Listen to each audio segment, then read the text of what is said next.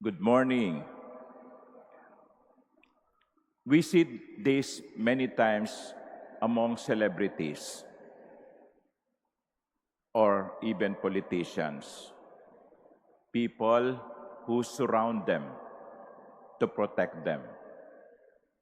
They call it cordon sanitaire. So they are around the celebrity, around the sikat na artista, around politicians.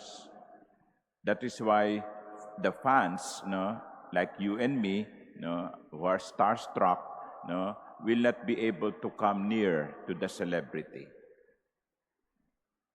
This looks like what happened in the gospel. The disciples may have the right intention. They may be thinking that Jesus was tired, so he should not be disturbed. But Jesus thought otherwise. Now, in this short gospel, two things are being taught to us. Number one is, in God's eyes, there are no small ones. Children are considered small.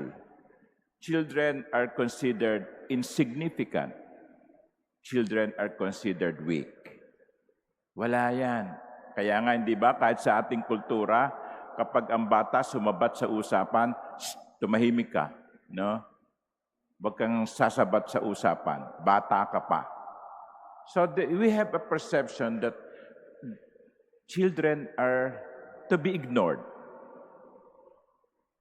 But in the eyes of God, no one, even the small ones, should be ignored because everyone is important. Sa mata ng Diyos, ang lahat ay mahalaga. Sa mata ng Diyos, ang lahat ay dapat na alagaan at mahalin. Kaya huwag po tayong mangmamata. Huwag nating mamatahin ang kahit sino. Kasi nga, hindi ba, sabi, yung maliit na puwing ay pwedeng makapagbigay ng irritation sa atin. So that's the first reminder. The second reminder is, do not be like the disciples, preventing people from reaching Jesus.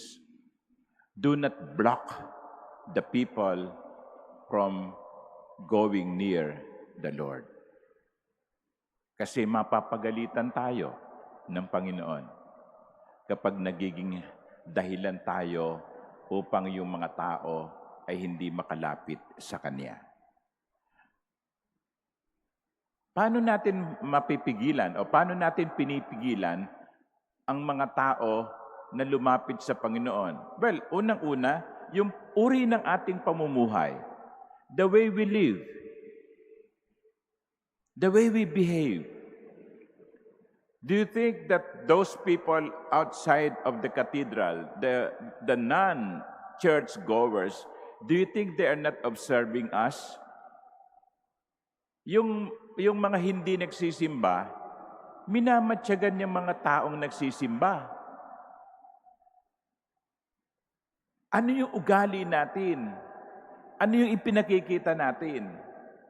Baka mamaya sabihin ng mga tao, yung hindi nagsisimba, yun nga kapitbahay ko simba ng simba yan pero chismosa. Yun nga kapitbahay ko simba ng simba yan pero walang hiya.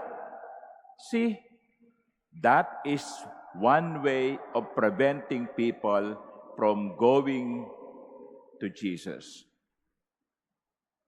Not by what we say, but by what we do. Kaya bilang pare, ingat na ingat din po ako, no? Yung mga ikinikilos ay maaaring maging dahilan upang ang isang tao'y hindi lumapit sa Diyos.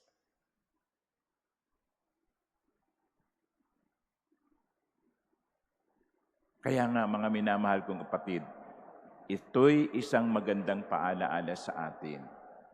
Maging maingat tayo sa ating ipinakikita. sapagkat ang ipinakikita natin ay baka maging dahilan ng paglayo ng tao sa Panginoon. Let us pray for one another. Let us ask the prayer of San Roque, who brought people closer to the Lord by becoming friends to the poor, by becoming friend to the sick. Tignan natin ang ating buhay at nawa ang ating buhay ay maging tulay patungo kay Jesus ng tao. Amen.